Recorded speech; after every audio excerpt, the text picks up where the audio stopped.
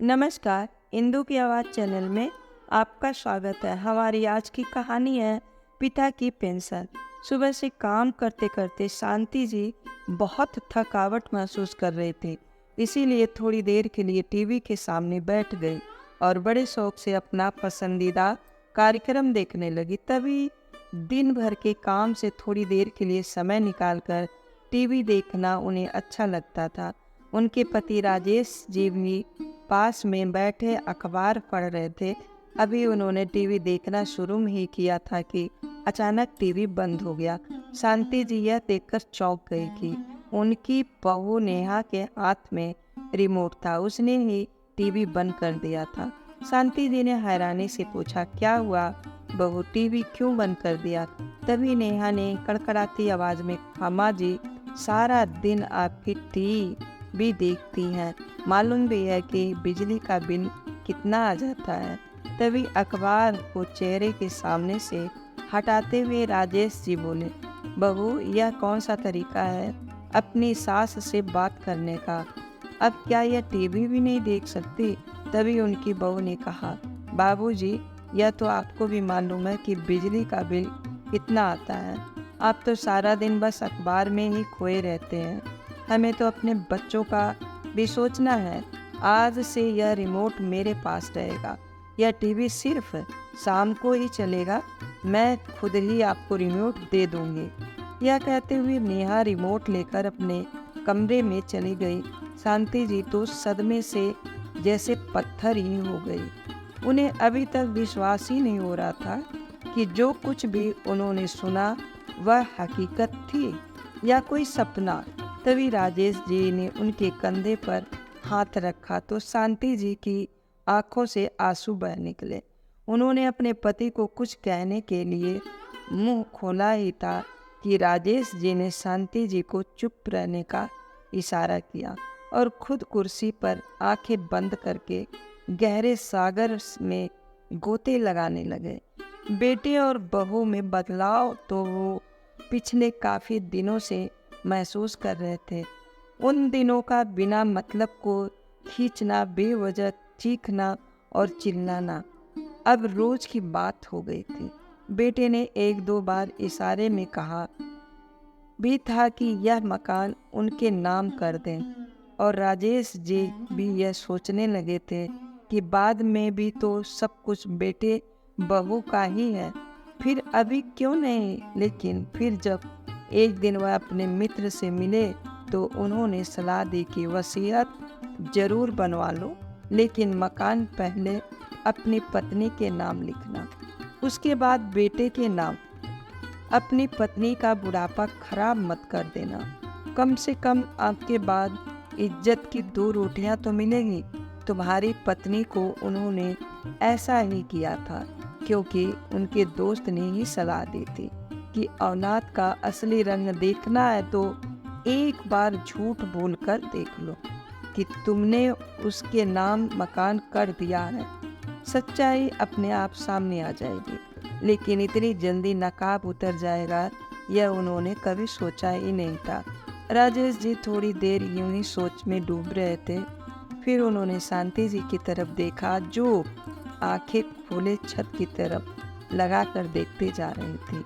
वे अपने पत्नी से बोले, शांति, जिस दिन से हमारा बेटा हमारी जिंदगी में आया है उस दिन से लेकर आज तक अपनी इच्छाओं को दरकिनार करते हुए हमने केवल उसी के बारे में सोचा, और आज भी इस उम्र में भी तुम घर का सारा काम करते हो और बहू को बाहर घूमने और आराम फरमाने से फुर्सत ही नहीं।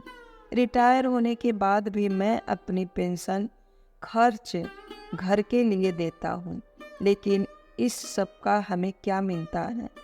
बहू आए दिन बदतमीजियों पर उतर आती है और हमारा बेटा जोरू का गुलाम बना हुआ है। बस हुआ शांति। अब मुझे लगता है कि हमें अपने लिए भी जीना चाहिए। फिर शांति जी बोली, क्या मतलब है? शांति, बहुत समय से मेरी कहीं घूमने जाने की इच्छा है। फिर शांति जी बोली, अजी, दिल तो मेरा भी बहुत करता है, पर यह सोचकर चुप रह जाती हूँ कि कहीं बेटा बहू गुस्सा ना हो जाए। जब बिना किसी कारण वह आए दिन हमें इतनी बातें सुना देते हैं तो फिर इस बात पर बवाल ही मचा देंगे। फिर राजेश जी बोलते, शांति मालूम है तुम्हें, बचपन में जब भी मैं जहाज को आसमान में उड़ाता हुआ देखता था तो मेरा उसमें बैठने का बहुत दिल करता था, लेकिन कभी बैठ नहीं पाया क्योंकि माता पिता के पास तो इतने पैसे नहीं थे और जैसे तैसे घर का खर्च चलाता था। बड़ी मुश्किल से उन्होंने मुझे पढ़ाया लिखाया, तब जाकर मुझे नौकरी मिली थी। और जब रोहित पैदा हुआ उसके बाद तो हमने अपनी सारी मेहनत की कमाई अपने बेटे पर ही खर्च कर दी। उसकी हर एक इच्छा पूरी की क्योंकि मेरा बचपन तो अभाव में बीता था और मैं नहीं चाहता था कि मेरा बेटे का भी मेरी तरह मन मारकर अपनी ज़िंदगी जिए। सारी कमाई तो अपने बेटे पर खर्च कर दी और उससे अच्छा खाने को, अच्छा पहनने को दिया। उसकी पढ़ाई में जितना भी खर्च आना था सबका इंतज़ाम हमने पहले ही कर रखा था, यह सोचकर कि कहीं ऐसा ना हो कि पैसों की कमी के कारण वह आगे ना बढ़ पाए। इसीलिए हमेशा अपने खर्चे काटकर हमने अपने बेटे के लिए बचत की थी। जितने भी पैसे जिस भी समय उसने मांगे हमने उसे दिए। एक तनख्वाह में बेटे की पढ़ाई लिखाई, घर के खर्च और अपने बूढ़े माता पिता की देखभाल, यह सब कुछ कितनी कुशलता से हम लोगों ने मैनेज किया था यह तो हम लोग ही जानते हैं। लेकिन बेटे ने तो आज सब कुछ नकार दिया।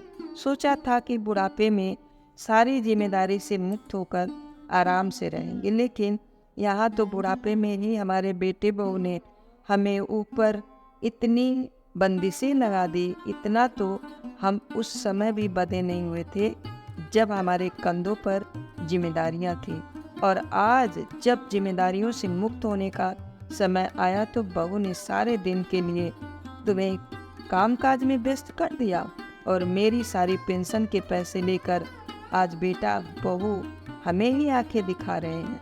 तभी शांति जी उदास होकर बोली, हम लोग कर ही क्या सकते हैं, हम तो अब हमारी किस्मत है और हमें ऐसे ही रहना होगा पूरी जिंदगी। नहीं शांति, मैं ऐसा नहीं होने दूंगा, मैंने जो सोचा है वह मैं करके ही रहूँगा। तभी शांति जी ने आशा भरी निगाहों से अब अपने पति की ओर से देखा और कहने लगी, तो क्या सोचा है आपने? फिर राजेश जी बोले, बस कल का इंतजार करो और देखो मैं क्या करता हूँ। अगले दिन राजेश जी अयोध्या धाम के लिए अपनी पत्नी की टिकट करा कर ले आए।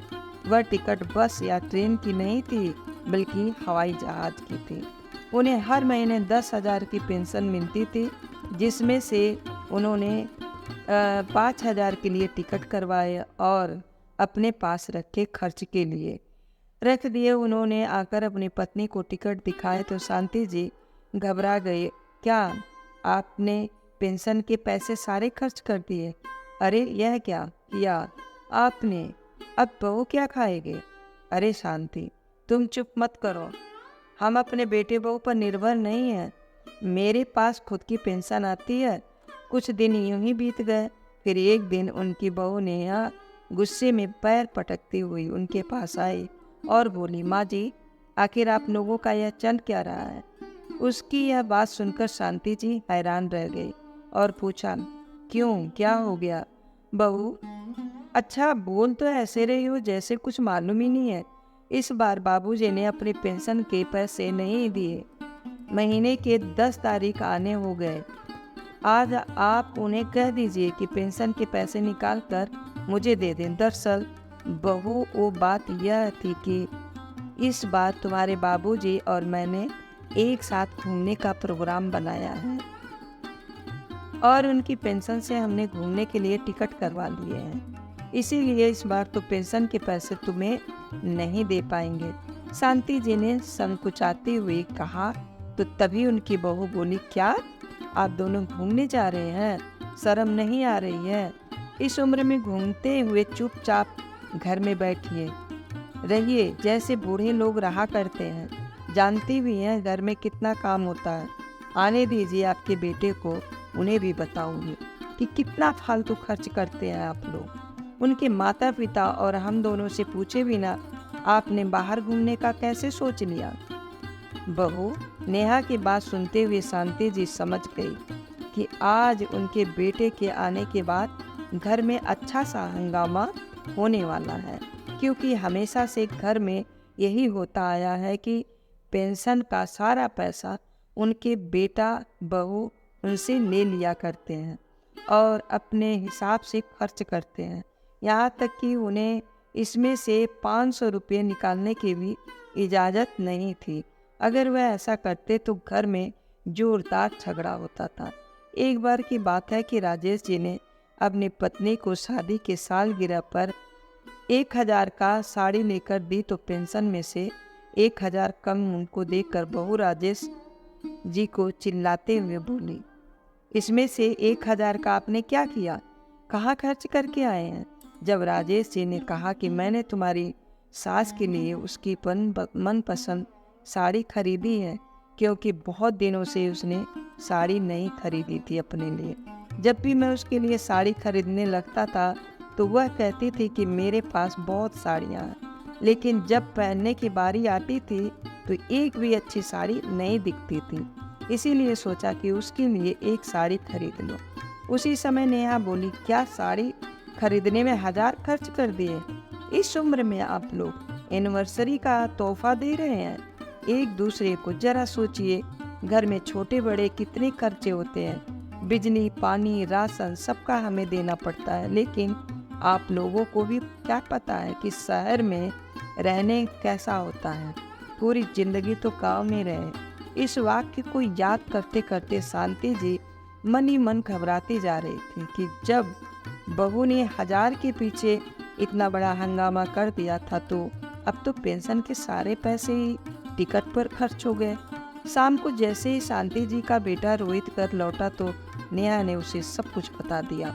रोहित उसी समय आग बबूला होते हुए अपने कमरे से बाहर आया और गुस्से से चिल्लाने लगा, इस महीने की 10 तारीख हो गई है और आपने अभी तक पेंशन के पैसे नहीं दिए, और तो हमसे बिना पूछे सारे पैसे खर्च कर दिए। अब इस महीने के राशन का खर्चा कैसे चलेगा? और इतना फालतू का पैसा खर्च करने की ज़रूरत क्या थी? बुढ़ापे में शौक चढ़ा है ना, अरे आराम से घर पर रहिए ना। क्या ज़्यादा ही घूमने का मन था तो पास के मंदिर में घूमते। और आप लोगों से कह देता हूँ, अगर आपने पेंशन के पैसे नहीं दिए तो इतनी बातें सुनते ही राजेश जी का चेहरा गुस्से से लाल हो गया और रोबदार आवाज में जोर से बोले, तो क्या बेटा, बस बहुत हो चुका। तुम्हें बस हमारा घूमना ही दिखाई देता है, अपने फालतू के खर्च नजर नहीं आते। बहू आए दिन नए से नए कपड़े खरीद कर लाती है, पार्टी करने जाती है। तुम लोग हर रविवार को बाहर खाना खा कर आते हो, उसका क्या? और तो और हमारा टीवी देखना भी तुम लोगों को गंवारा नहीं। तुम्हारी पत्नी ने हमारे टीवी देखने का समय तक निर्धारित कर दिए हैं और बूढ़े हुए हैं, मर तो नहीं गए ना हम लोग। हमारा भी दिल करता है अपनी इच्छा से कुछ करने का, कहीं जाने का, अच्छा खाने का। हमारे कहीं जाने से तुम्हारे खर्चे बढ़ जाएंगे, लेकिन तुम्हारे बाहर घूमने से, पिक्चर देखने जाने से, बाहर का खाना खाने से खर्चा नहीं बढ़ता क्या? आपने ऊपर तो खूब खर्च करते हो, लेकिन माँ बाप ने जरा सा खर्च कर लिया तो भड़क गए। भूल गए कि 2 महीने पहले ही तुम लोग विदेश घूम कर आए हो। तो क्या हवाई जहाज की टिकट मुफ्त में आती है? साल में 2 बार तुम बाहर घूमने जाते हो। क्या कभी हमने रोक टोक किया कि तुम कहाँ जा रहे हो, कितना खर्च कर रहे हो? फिर आज आपने घूमने के लिए जरा सा पैसा हमने खर्च कर दिया तो तुम्हें तकलीफ होने लगी। फिर रोहित बोला, पिताजी, अपने घूमने के लिए मैं आपसे पैसे मांग कर नहीं खर्च करता हूँ, खुद पैसा कमाता हूँ और उस पैसे से हम लोग घूमने जाते हैं। तो बेटा, मैं भी तो अपने पेंशन के पैसे से ही घूमने जा रहा हूँ, मैंने तुमसे पैसे नहीं मांगे। अपने पिता का यह जवाब पाकर रोहित गुस्से से तमतमा गया और बोला, ठीक है बाबूजी, अगर आपने घूमने जाने का प्लान बना ही लिया है तो बस इतनी बात समझ लीजिए कि इस घर में रहते हुए मैं आपको फोकट का नहीं खिलाऊंगा।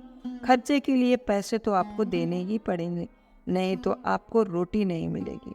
मेरे पास इतना पैसा नहीं है कि आप लोगों का खाना पाना भी निकाल पाऊँ, और आप लोगों के घूमने फिरने का खर्च भी इतना कर रोहित अपने कमरे में चला जाता है। तभी उनकी बहू नेहा बोली, कभी सोचा भी कि आपका बेटा दिन भर कितनी मेहनत करता है और फिर 2 पैसे घर लेकर आता है। हम कुछ दिन विदेश क्या घूमने गए वह आपको दिखाई दे दिया, लेकिन यह दिखाई नहीं देता कि आपके 2 पोते हैं, उनके भविष्य के लिए भी कुछ पैसा बचाकर रखें। बस पैसा उड़ाने में लगे हुए हो। इस बुढ़ापे में अब कहीं घूमने जाने की क्या ज़रूरत है। चुपचाप घर पर ही रहिए और घर की रखवाली करते रहिए। और वैसे भी इस उम्र में बाहर घूमने जाएंगे तो घूमने के चक्कर में कहीं बीमार होकर आ गए तो आप लोगों की सेवा नहीं करूँगी, मुझे करनी पड़ेगी। इसी घर में पड़े रहिए एक कोने में। क्यों बहू, घर में रहकर तुम्हारी सास क्या दिन भर काम नहीं करती? बाहर घूमने जाएगी तब तुम्हें लगता है कि वह बीमार हो जाएंगी। राजेश जी की बातें सुनते ही नेहा मुंह फुलाकर अपने कमरे में चली गई। शांति जी तो अपने बेटे बहू की बातें सुनकर हैरान खड़ी रह गई। उनकी आंखों में से आंसू निकल आए। उन्हें समझ ही नहीं आ रहा था कि क्या करें। थोड़ी देर बाद शांति जी अपने पति राजेश जी से कहने लगी कि सुनो, घूमने जाने की बात पर तो घर में हंगामा ही खड़ा हो गया। मुझे लगता है कि हमें अपना प्लान बदल लेना चाहिए, नहीं तो बेटा बहू तो घर में हमें रोटी भी नहीं देंगे। घर में रहना ही मुश्किल हो जाएगा। बातें सुनाकर हमें जीते जी ही मार देंगे। तभी राजेश जी बोले, तुम चिंता मत करो शांति, मेरे होते हुए तुमसे कोई कुछ नहीं कह सकता। जितना कहना था कह लिया। यह लोग जब विदेश गए थे तो कम से कम 5 लाख का खर्च करके आए होंगे, और हमारे 10,000 खर्च करने पर भी कलह शुरू कर देते हैं। यह अन्याय है।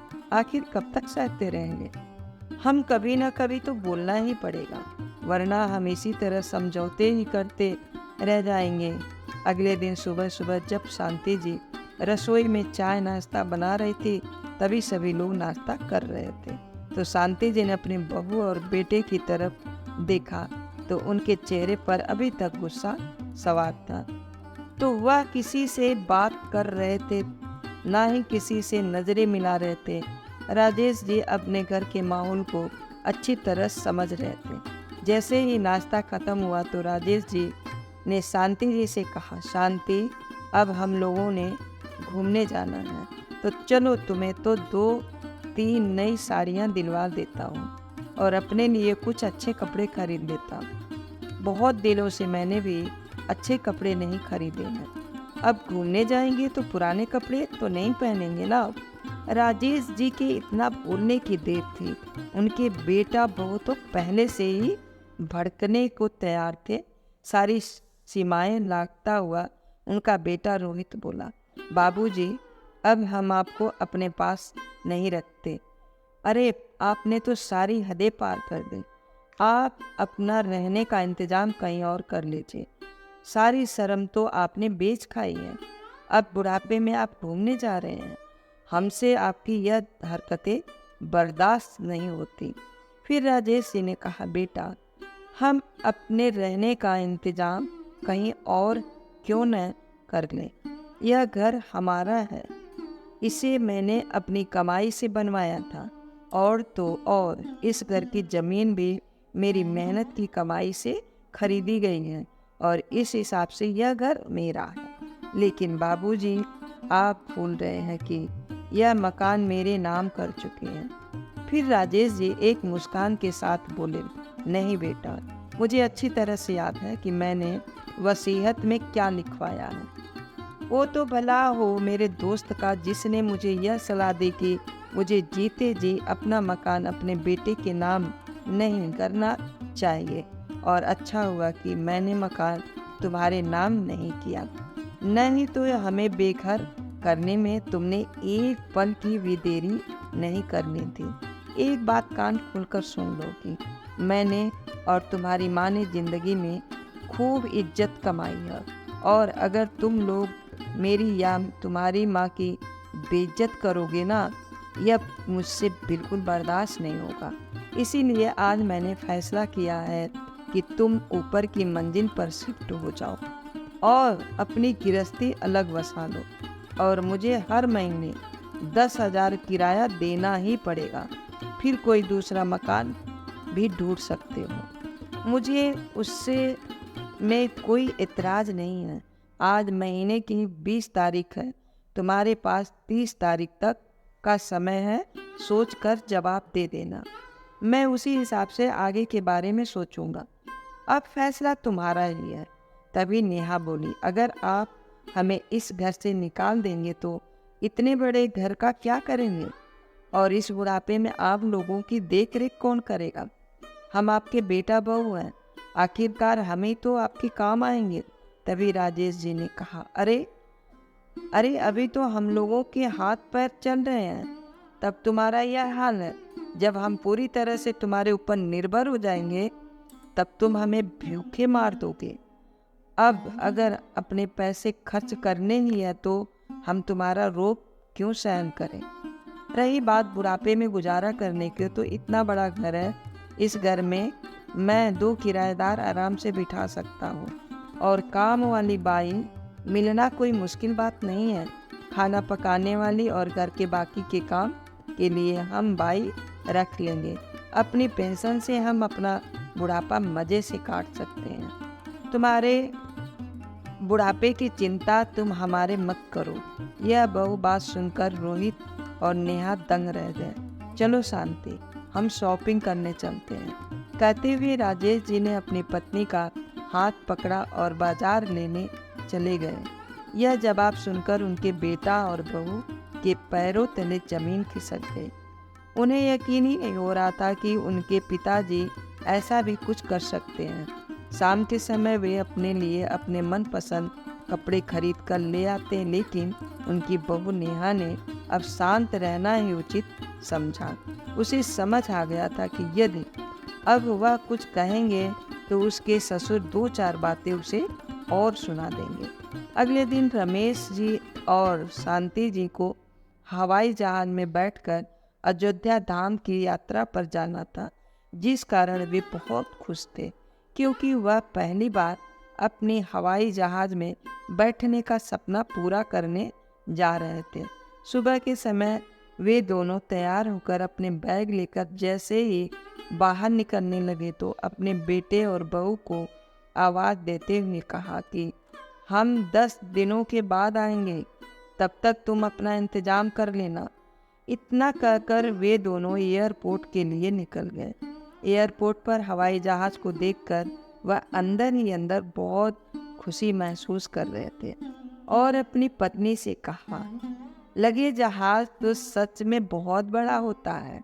जब आसमान में उड़ते हुए देखा था तो ऐसे लगता था कि यह बहुत छोटी सी चीज़ है, लेकिन आज सामने से देखने में पता लगा कि यह असल में कितने बड़े होते हैं। जब वे दोनों अयोध्या धाम पहुँचे तो वहाँ जाकर उन्होंने मंदिर में दर्शन किए और फिर आसपास की जगह पर घूमने निकल गए। शांति जी उन्हें कहने लगी कि वाकई यह दिन हमारी ज़िंदगी के सबसे अच्छे दिन हैं, जब हमें एक दूसरे के साथ इतना अच्छा समय व्यतीत करने को मिला है। तो फिर राजेश जी बोले, शांति, हम बूढ़े हो गए हैं तो क्या हुआ, अरमान तो हमारे दिल में भी है ना। बुढ़ापा आने के साथ हमारी इच्छाएं मर तो नहीं गई ना। अच्छा खाने की, अच्छा पहनने की और घूमने की इच्छा तो हमारे दिल में भी है, लेकिन आजकल के बच्चों को लगता है कि बुढ़ापा आ गया है तो जिंदगी ही खत्म हो गई है। यह तो भगवान का शुक्र है कि अभी हमें पेंशन मिलती है। आज इसी पेंशन के दम पर मैं अपने बच्चों के सामने बोल पाया हूँ, लेकिन मुझे तो उन माँ बाप के बारे में सोच सोचकर चिंता होती है जो सब कुछ अपने बच्चों पर लुटा देते हैं और बुढ़ापा के लिए कुछ भी अपने पास नहीं रखते। कैसे वो लोग अपना बुढ़ापा काटते होंगे जब उनके बच्चे एक एक चीज के लिए उन्हें मोहताज कर देते होंगे। अयोध्या धाम तो बहुत दूर की बात है, हमारा बेटा तो हमें आज तक पास के किसी मंदिर में भी नहीं लेकर गया। खैर छोड़ो इन बातों को, शांति। हम यहाँ आराम से कुछ दिन बिताएंगे और फिर घर जाएंगे। देखते ही देखते 10 दिन बीत गए। उसके बाद जब वे लोग घर वापस आए तो उन्हें देखते ही रोहित और नेहा तुरंत उनके पास दौड़े दौड़े आए और उनके पैरों में गिर गए और बोले, बाबूजी हमें माफ़ कर दीजिए, हमसे गलती हो गई है। आपको जैसे इस घर में रहना है आप वैसे ही रहिए, जहाँ आपका घूमने का मन हो वहाँ घूम कर आइए, लेकिन हमें इस घर से मत निकालिए। हम इस घर को छोड़कर कहाँ जाएंगे? आप तो जानते ही हैं मेरी तनख्वाह कितनी है। अब उसमें से मैं मकान के किराए के 10,000 निकालूं तो हम घर कैसे चलाएंगे? फिर नेहा बोली, माँ जी आप ही बाबूजी को समझाइए ना कि हमें इस घर से जाने के लिए ना कहें। अब से घर का सारा काम मैं ही करूँगी, आप बस बैठकर आराम फरमाइए और जी भरकर टीवी देखिए। टीवी का रिमोट आपके पास ही रहेगा। राजेश जी को अब यकीन हो गया था कि उनके बेटे बहू को अकल आ गई। अब वह उनके बुढ़ापे की ज़िंदगी में दखल अंदाजी नहीं करेंगे। तो उन्होंने कहा, ठीक है बेटा, अगर तुम इस घर में रहना चाहते हो तो मेरी भी एक शर्त है, मैं अपनी पेंशन के पूरे पैसे तुम्हें नहीं दूंगा। कुछ पैसा मैं अपने पास रखूंगा क्योंकि बुढ़ापे में मेरे और मेरी पत्नी के भी कुछ खर्च हैं। हमारी दवाइयों का खर्च तो चलता ही रहता है, कभी ब्लड प्रेशर की दवाई तो कभी डायबिटीज़ की दवाई तो कभी जोड़ों के दर्द की दवाइयाँ, और बार बार मुझे तुम्हारे आगे हाथ फैलाना अच्छा नहीं लगता। अपने ही पैसे के लिए मैं तुम पर मोहताज रहूं यह मुझे मंजूर नहीं। तो फिर रोहित ने कहा, नहीं पिताजी, आप यह कैसी बातें कर रहे हो? आपको जैसा ठीक लगे आप वैसा ही करना। फिर रोहित ने नेहा से कहा, नेहा तुम यहाँ खड़ी खड़ी क्या कर रही हो? जल्दी से माँ और पिताजी के लिए चाय बना कर ले आओ, वह थक गए होंगे। इतनी बात सुनते ही राजेश जी मुस्कुराने लगे और मन ही मन सोचने लगे कि आज अगर उन्होंने अपने और अपनी पत्नी के आत्मसम्मान के लिए यह निर्णय न लिया होता तो पहले की तरह आज भी उन्हें मन मारकर गुजारा करना पड़ता। तो दोस्तों, कभी कभी जिंदगी में अपने लिए कुछ कठोर निर्णय भी लेने पड़ते हैं। थोड़ा सा स्वार्थ बनने में भी कोई हर्ज नहीं होता। यह तो दुनिया है और दुनिया तो कुछ ना कुछ बोलेगी ही। लेकिन अगर आपने हाथ में पैसा है तो हमें अपनी इतनी इज्जत तो बनाकर रखनी चाहिए कि हमसे कोई कुछ ना कह सके, और अपने पैसों के दम पर हम अपनी ज़िंदगी को आत्मसम्मान के साथ गुजारा कर सकें। तो दोस्तों, आपको ये कहानी कैसी लगी लाइक और कमेंट करके ज़रूर बताएं, और चैनल पर है तो सब्सक्राइब करना बिल्कुल ही ना भूलें। मिलते हैं फिर एक नई कहानी के साथ। बहुत बहुत धन्यवाद।